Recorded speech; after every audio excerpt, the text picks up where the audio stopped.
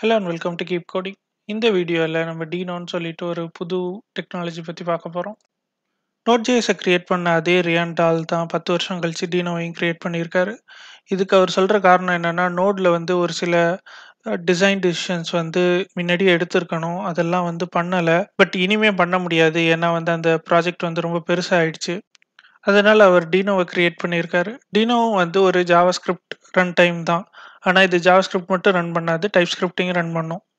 நோட்.jsல இருக்கிற நிறைய ப்ராப்ளம் வந்து இதில் அட்ரஸ் பண்ண ட்ரை பண்ணியிருக்காங்க. இப்போ டீனோவோட ஃபீச்சர்ஸ்லாம் என்னன்னு பார்ப்போம்.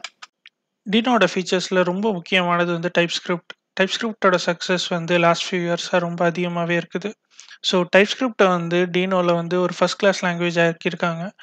இதில் வந்து நம்ம நோட்.js மாதிரி டைப்ஸ்கிரிப்டை கம்பைல் பண்ணி அதுக்கப்புறம் வந்து அந்த ரன் டைமுக்கு கொடுக்க வேண்டிய அவசியம் இல்லை. ஒரு டைப்ஸ்கிரிப்ட் ஃபைலே டீனோக்கு டைரெக்டாக இன்புட்டாக கொடுக்கலாம், அதுவே வந்து கம்பைல் பண்ணி ரன் பண்ணும். இப்போ நோட்.jsல டைப்ஸ்கிரிப்ட் யூஸ் பண்ணுறதுல நிறைய ப்ராப்ளம் இருக்குது. ஒரு சில லைப்ரரி சப்போர்ட் பண்ணும், சப்போர்ட் பண்ணாமல் இருக்கும். ஸோ இங்கே டீனோவில் வந்து பை டிஃபால்ட்டாக அதில் டைப்ஸ்கிரிப்ட் சப்போர்ட் பண்ணுறதால பெரும்பாலான லைப்ரரி வந்து டைப்ஸ்கிரிப்ட்லேயே தான் எழுதியிருக்காங்க. ஸோ யாரும் வந்து ஒரு லைப்ரரிக்கு டைப்ஸ் வந்து தனியாக எழுதி சப்போர்ட் பண்ணணுங்கிற அவசியம்லாம் கிடையாது. ஸோ டைப்ஸ்கிரிப்ட் வந்து நேச்சுரலாகவே வந்து எல்லா ப்ராஜெக்ட்லேயும் ஃபிட் ஆகும். 2வது முக்கியமான ஃபீச்சர் வந்து செக்யூரிட்டி. நம்ம எல்லாருக்குமே தெரியும், நோட்.js தான் வந்து அதிகமான பேக்கேஜஸ் இருக்கிற ஒரு பிளாட்ஃபார்ம் GitHubலயே. ஓப்பன் சோர்ஸ் பேக்கேஜஸ்ல தான் வந்து என்டையர் நோட்.js பிளாட்ஃபார்மும் ரன் ஆயிட்டு இருக்குது.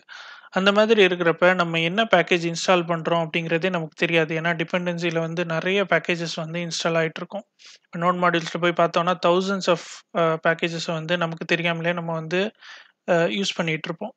ஸோ இதில் என்ன டிஸ்அட்வான்டேஜ்னா வந்து, எந்த பேக்கேஜ் வந்து என்ன ரன் பண்ணுது, நம்ம சிஸ்டம்லேருந்து எதுவும் ஃபைல்ஸ் அக்சஸ் பண்ணுதா, இல்லை வந்து நெட்வொர்க் அக்சஸ் பண்ணுதா, இல்லை வேறு ஏதாவது ப்ராசஸ் பண்ணுதா அப்படிங்கிறது வந்து நமக்கு தெரியவே தெரியாது.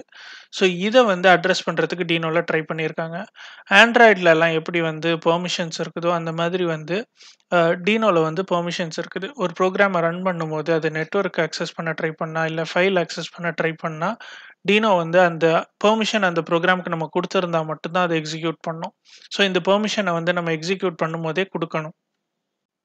நோட்.jsல பார்த்தீங்கன்னா வந்து ஒரு டிஃபால்ட் பேக்கேஜ் மேனேஜர் இருக்கு, என்பிஎம்னு சொல்லிட்டு. அது வந்து ஒரு சென்ட்ரலைஸ்ட் பேக்கேஜ் மேனேஜர். ஸோ உங்களுக்கு ஒரு பேக்கேஜ் வேணும்னா நீங்க வந்து அதில போய் வந்து ரிஜிஸ்டர் பண்ணணும். அதில வந்து நீங்க அப்லோட் பண்ணணும். அதிலிருந்து வந்து எல்லாரும் வந்து புல் பண்ணிக்குவாங்க.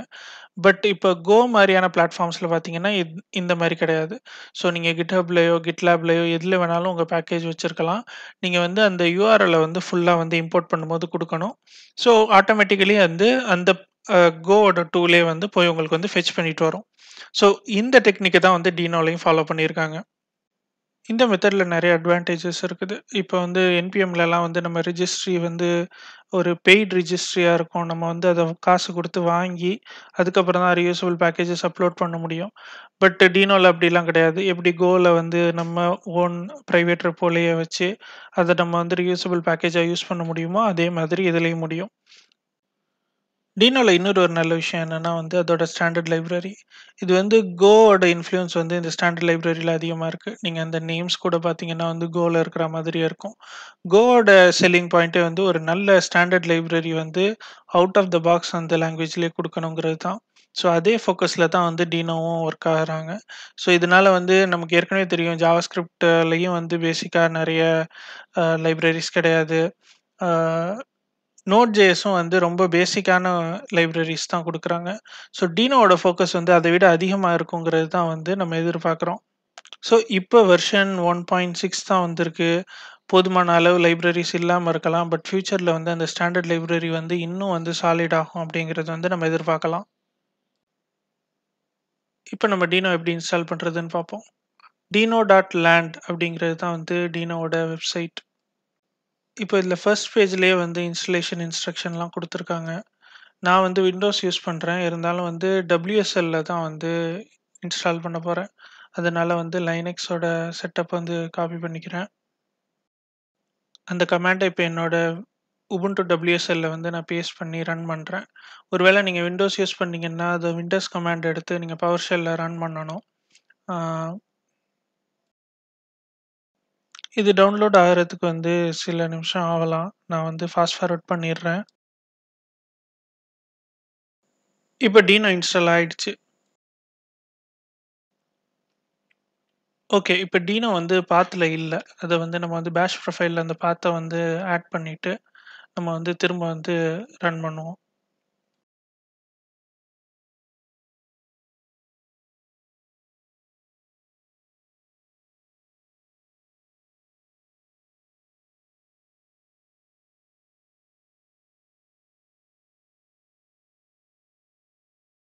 இப்ப Deno எக்ஸிக்யூட் ஆகுது. Denoங்கிறது வந்து ஒரு சிங்கிள் கமாண்ட். அதுல வந்து நெறைய சப் கமாண்ட்ஸ் இருக்கும். அது வந்து ஒரு சிங்கிள் பைனரி எக்ஸிக்யூட்டபிள் தான். இப்போ ஒரு நியூ ஃபோல்டர் கிரியேட் பண்ணிட்டு, அதுல நம்மளோட ஃபர்ஸ்ட் ப்ரோகிராம வந்து நம்ம ரன் பண்ணி பார்ப்போம். இந்த ஃபோல்டர்ல நான் VS Code ஓப்பன் பண்றேன்.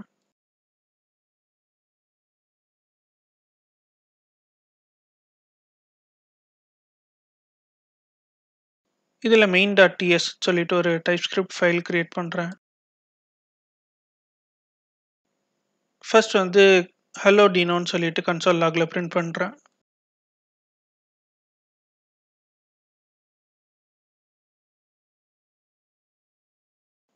இப்ப இந்த புரோகிராம ரன் பண்ண நம்ம வந்து Deno run அப்படின்னு குடுத்துட்டு ஃபைல் நேம குடுக்கணும்.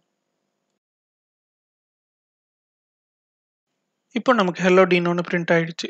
செக் ஃபைல்ங்கிறது வந்து டைப்ஸ்கிரிப்ட் ஃபைல் செக்கிங்கா இருக்கணும். இப்போ நம்ம இன்னொரு எக்ஸாம்பிள் பார்ப்போம். ஸ்டாண்டர்ட் லைப்ரரி யூஸ் பண்ணி ஒரு சிம்பிளான சர்வர் லான்ச் பண்ணி பார்ப்போம். ஆக்சுவலி அவங்க டாக்குமெண்டேஷன்லயே வந்து அந்த எக்ஸாம்பிள் குடுத்துருக்காங்க. அந்த எக்ஸாம்பிள காப்பி பண்ணியே வந்து நம்ம ரன் பண்ணி பார்ப்போம்.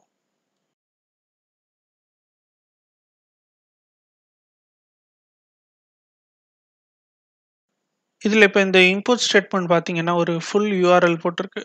இப்படிதான் வந்து Denoல வந்து இம்போர்ட்ஸ் இருக்கும். அதாவது வந்து ஒரு பர்ட்டிகுலர் லொகேஷன வந்து நெட்ல குறிக்கிற மாதிரி ஒரு HTTPS இருக்கும்.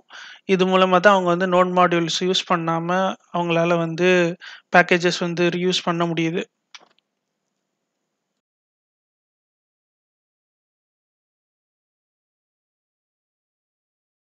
இப்போ நமக்கு இந்த ஃபார் அவைட்ல எரர் காமிக்கிறதுக்கு காரணம் VS Code வந்து இத நார்மலான ஒரு Node.js ப்ராஜெக்ட்டா இல்ல JavaScript ப்ராஜெக்ட்டா பாக்குது. இன்னும் வந்து டாப் லெவல் அவைட்ஸ்லாம் வந்து Node.jsல வரல. பட் Denoல அதெல்லாம் ஆல்ரெடி வந்துருச்சு. இந்த எரர்ஸ்லாம் வராம இருக்கணும்னா நம்ம வந்து VS Codeக்கான Deno எக்ஸ்டென்ஷன் வந்து இன்ஸ்டால் பண்ணணும். இப்போ இந்த ப்ரோகிராம ரன் பண்ணி பார்ப்போம்.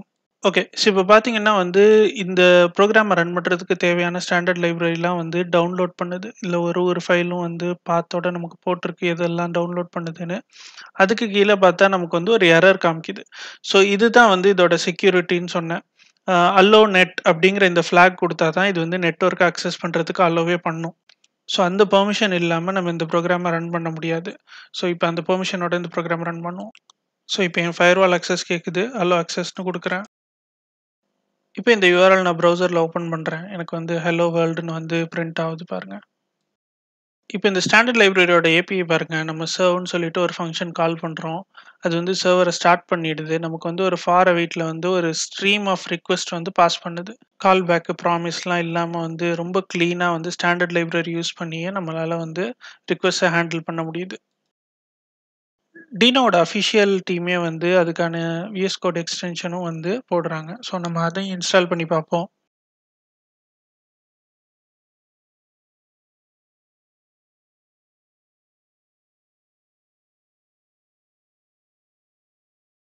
இன்ஸ்டால் ஆயிடுச்சு. இப்போ Deno initங்கிற கமாண்ட வந்து நான் கமாண்ட் பேலட்ல எடுத்து ரன் பண்றேன்.